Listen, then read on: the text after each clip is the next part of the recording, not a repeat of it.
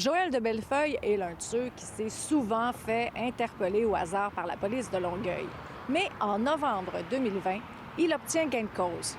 Le tribunal des droits de la personne décrète qu'il se fait arrêter simplement parce qu'il a la peau noire et qu'il est au volant d'une voiture de luxe. C'est un victoire là-dessus, non seulement pour moi, mais les autres gens racisés qui s'est fait interpeller par la police dans des façons aléatoires. Le tribunal a ordonné 2 choses à la ville de Longueuil. Premièrement, que tous ces policiers soient formés en 2 ans sur le profilage racial et aussi que les statistiques soient recensées sur les interpellations au hasard.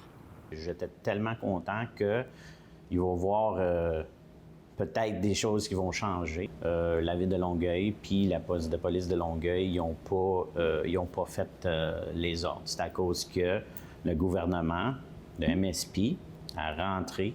Ils ont mis leur nez là-dedans.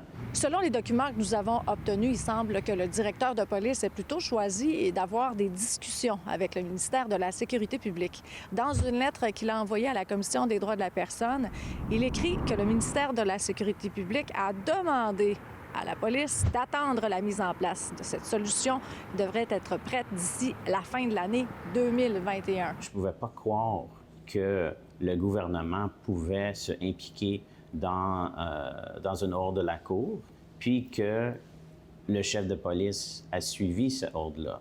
Donc, c'est un gros problème de justice, plus ou moins. Il n'y a pas de justice. Ce n'est pas à la ministre de la Sécurité publique de passer par le directeur du service de police pour obtenir plus de temps pour l'exécution du jugement.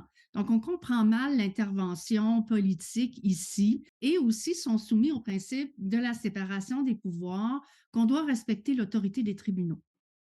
Alors, même si on n'est pas d'accord avec les décisions des tribunaux, on doit les respecter. Que l'on soit ministre ou que l'on soit directeur de police. Exactement. Qu'est-ce que c'est le danger de ne pas le faire ou de faire fi des institutions ou des jugements? Et ça lance un très mauvais message. Parce que je pense que le gouvernement doit donner l'exemple. Jusqu'à présent, le programme Immersion élaboré par M. Daguerre a permis de former une partie des policiers de la ville de Longueuil en leur permettant, sur une base volontaire, de faire un stage dans des communautés culturelles sans être armés, entre autres. Ce qu'on dit aussi à M. Daguerre, c'est que son programme Immersion, c'est beau, mais ça suffit pas. Exactement. Pour les ordres de la juge, c'est pas assez.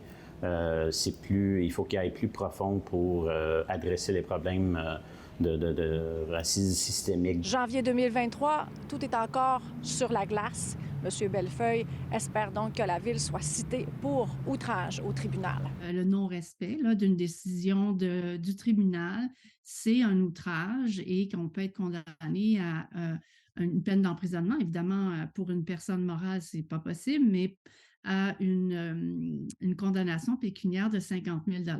Or, quand Fadi Daguerre a appris que le citoyen avait l'intention de continuer de se battre pour faire appliquer le jugement, il l'a rencontré. Il me connaît, M. de Bellefeuille, tu vas faire qu'est-ce que tu veux faire là-dedans, mais les choses vont peut-être changer pour les mieux pour vous dans la nouvelle an. Donc, pour moi, c'était pas assez vite.